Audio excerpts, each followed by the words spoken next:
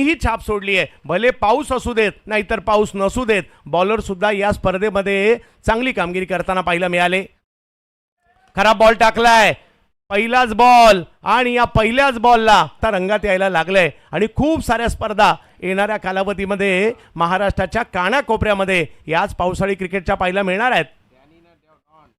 समोर खेळलाय, समोर मारलेला हा फटका, सुमितची पॉवर आणि बॉल जिम का होईना पाऊस सध्या पडत आहे. चांगला फटका याही वेळेला मारला गेलाय. जमीन लगत स्ट्रोक निघाला, बॉल निघालाय सीमारेच्या दिशेने आणि तिकडे सुमितच्या बॅट मधून आणखीन एक चांगला,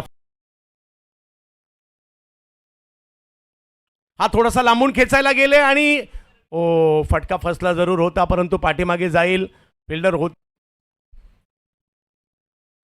पण तुमचं कौतुकच करावं लागेल. ओहो, फटका खेळलाय कव्हर्सला, कव्हर पॉइंटच्या दिशेने. बाहुबली बाहुबली. जुनं क्रिकेट सुद्धा पुन्हा पाहायला मिळावं म्हणून 70 स्पोर्ट्सने आणखी एक स्पर्धा आपल्या भेटीला आणली आहे.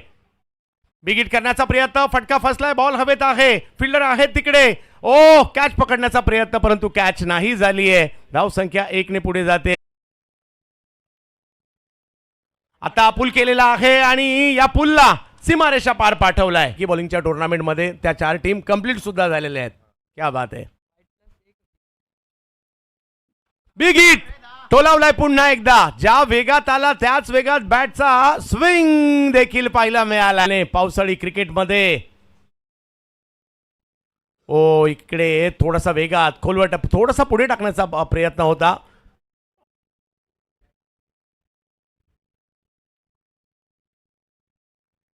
पायावर करण्याचा प्रयत्न आणि हा पायावर करण्याचा प्रयत्न मात्र यावेळेला सुद्धा स्ट्रोक खेळलाय खरा, बॉल मार्गस्थ होतोय, टोकाला लागलाय बॅटच्या. एक धाव तिकडे मिळेल. करणने चांगली गोलंदाजी केली आहे, मोठा फटका अजूनही मारून दिला नाही आणि सुमित ढेकळे यांचं अर्धशतक होताना पाहायला मिळत आहे. आणखीन एक अर्धशतक पावसाळी क्रिकेट मध्ये सुद्धा